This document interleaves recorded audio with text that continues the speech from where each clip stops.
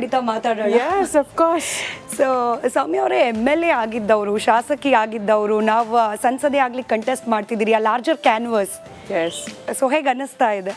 ಪ್ರತಿಯೊಂದು ಭಾಗದಲ್ಲಿ ನಮ್ಮ ಎಲ್ಲ ಕಾಂಗ್ರೆಸ್ಸಿನ ಶಾಸಕರಾಗಿರ್ಬೋದು, ಅಭ್ಯರ್ಥಿಗಳಾಗಿರ್ಬೋದು, ಮಾಜಿ ಶಾಸಕರು, ವಿಶೇಷವಾಗಿ ನಮ್ಮ ಕಾಂಗ್ರೆಸ್ಸಿನ ಕಾರ್ಯಕರ್ತರು, ಆಮೇಲೆ ನಮ್ಮ ಬೆಂಗಳೂರು ದಕ್ಷಿಣದ ಎಲ್ಲ ನಮ್ಮ ನಾಗರಿಕರು ನಿಜವಾಗ್ಲೂ ಅವರ ಸಪೋರ್ಟ್ ನಿಜವಾಗ್ಲೂ ನಾನು ಎಲ್ಲಿ ಹೋದ್ರೂ ಅವ್ರು ಏನು ಹೇಳ್ತಿದ್ದಾರೆ ಅಂದರೆ, ನಾವು ನಿಮ್ಮನ್ನು ನೋಡಿದ್ದೀವಿ, ನೀವೊಬ್ಬ MLA ಆಗಿ ಕೆಲಸ ಮಾಡೋದನ್ನು, ಈಗಲೂ ರಾತ್ರಿ ಬೆಡ್ ಸಿಕ್ಕಿರಲಿಲ್ಲ ನಮಗೆ, ನಾವು ನಿಮಗೆ ಫೋನ್ ಮಾಡಿದ್ವಿ, ನೀವು ಇಮಿಡಿಯೇಟಾಗೆ ನೀವು ನನಗೆ ಕೊಡಿಸಿದ್ರಿ.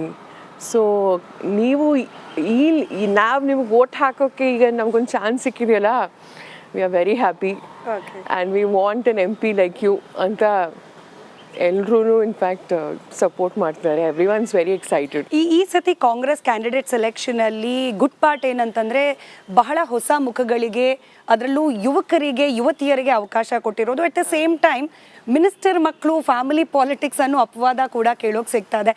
ನನಗೆ ಒಂದು ಕ್ಯೂರಿಯಾಸಿಟಿ ಸೌಮ್ಯ ಅವರೇ, does it make lesser tougher task? ಅಪ್ಪ ಮಿನಿಸ್ಟರ್ ಅನ್ನೋ ಕಾರಣಕ್ಕೆ ಚುನಾವಣೆ ಎದುರಿಸೋದು ಈಸಿ ಆಗಿಬಿಡುತ್ತಾ? ನಾನು ಒಬ್ಬ ಜನಪ್ರತಿನಿಧಿ ಆಗಿದ್ದೆ, ಒಬ್ಬ MLA ಆಗಿದ್ದೆ. ಎಸ್, ಆಫ್ ಕೋರ್ಸ್ ನಾನು ಒಪ್ಕೋತೀನಿ,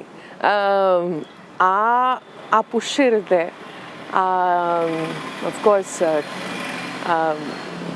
ಟಿಕೆಟ್ ಸಿಗುತ್ತೆ. But at the end of the day ನೋಡಿ, MLA ಆದಮೇಲೆ ಮನೆ ಮುಂದೆ ಕಸ ಇದೆ ಅಂದರೆ ಫೋನ್ ಮಾಡಿ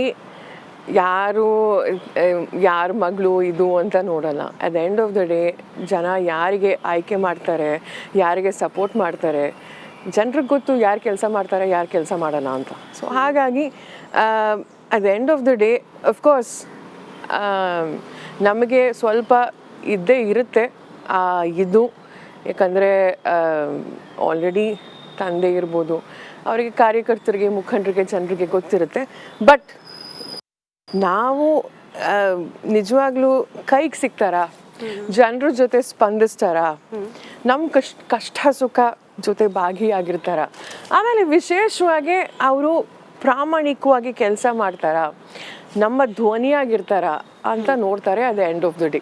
ಓಕೆ, ನಿಮ್ಮ ಅಪೋಸಿಟ್ ಆಗಿ ಬೆಂಗಳೂರು ದಕ್ಷಿಣ ಲೋಕಸಭಾ ಕ್ಷೇತ್ರದಲ್ಲಿ ನಿಂತವರು ಕೂಡ ಯಂಗ್ ಲೀಡರ್. ಕಾಂಪಿಟೇಷನ್ ಏನೋ ಟಫ್ ಆಗಿರಬಹುದು, ಬಟ್ ಅವರ ಮಾತುಗಳಲ್ಲಿ ನಾವು ಪದೇ ಪದೇ ಮೋದಿಗೋಸ್ಕರ ವೋಟ್ ಹಾಕಿ, ಚುನಾವಣೆ ನಡೀತಾ ಇರೋದು ಕ್ಯಾಂಡಿಡೇಟ್ಗಳ ನಡುವೆ ಎಲ್ಲ ಬದಲಾಗಿ ದೇಶಕ್ಕೊಬ್ಬ ಮೋದಿ ರೀತಿಯ ನಾಯಕನನ್ನು ಮತ್ತೊಮ್ಮೆ ಆಯ್ಕೆ ಮಾಡಲಿಕ್ಕೆ ಅನ್ನೋ ರೀತಿಯಲ್ಲಿ ಮಾತನಾಡ್ತಿದ್ದಾರೆ. ಸೊ ಸೌಮ್ಯ ರೆಡ್ಡಿ ಅವರನ್ನ ಮೋದಿಯವರ ವಿರುದ್ಧವಾಗಿ ಕಣಕ್ಕಿಳಿಸಿದ್ದಾರೆ ಅನ್ನೋ ರೀತಿಯಲ್ಲಿ ಪೋಟ್ರೆ ಮಾಡೋಕ್ಕೆ ಪ್ರಯತ್ನ ಪಡ್ತಿದ್ದಾರಾ ಅಂತ ನೋಡಿ. 2019 ಇದೇ ರೀತಿ ಎಲ್ಲ ನಮ್ಮ 28 ಕ್ಷೇತ್ರಗಳಲ್ಲೂ ಸಹ, ಇಲ್ಲೇ ಅಲ್ಲ ಬೇರೆ ಕಡೆನೂ ಅಷ್ಟೇ. ಈಗ ಏನಂತ ಹೇಳಿದ್ರು, ಏನಂತ ಜನರು ಹೋದ್ರು ಅಂದರೆ, ನಮ್ಮ ಮೋದಿಜಿ ಅವರಿಗೆ ಓಟ್ ಹಾಕಿ ಅಂತ. ಆದರೆ 5 ವರ್ಷ ಈಗ ಜನರು ಬಹಳ ಬೇಸರ ಆಗಿದ್ದಾರೆ. ಯಾಕಂದರೆ ನಾವು ಅವರಿಗೆ ಆಶೀರ್ವಾದ ಮಾಡಿದ್ವಿ, ಅವರಿಗೆ ವೋಟ್ ಹಾಕಿದ್ವಿ, ಆದರೆ ಅವರು ನಮಗೆ ಕೈಗೆ ಸಿಗಲಿಲ್ಲ, ನಮಗೆ ಸ್ಪಂದಿಸಲಿಲ್ಲ, ಊರಲ್ಲಿರಲಿಲ್ಲ.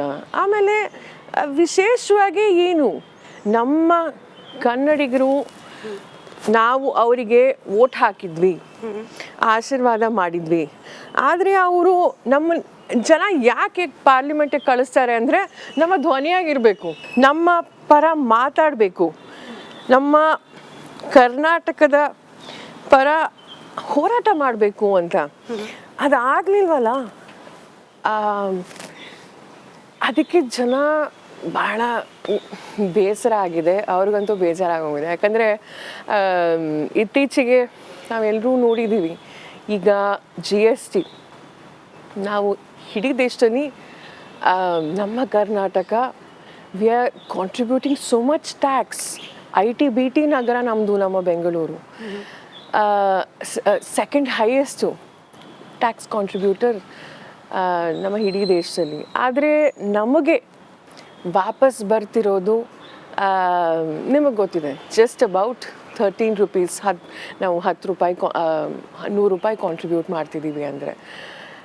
ಸೊ ಇದು ಯಾರ ಜವಾಬ್ದಾರಿ? ಒಬ್ಬ ಸಂಸದರು ಕೇಂದ್ರ ಸರ್ಕಾರ ಮತ್ತು ರಾಜ್ಯ ಸರ್ಕಾರ ಸೇತುವೆಯಾಗಿ ಕೆಲಸ ಮಾಡಬೇಕು.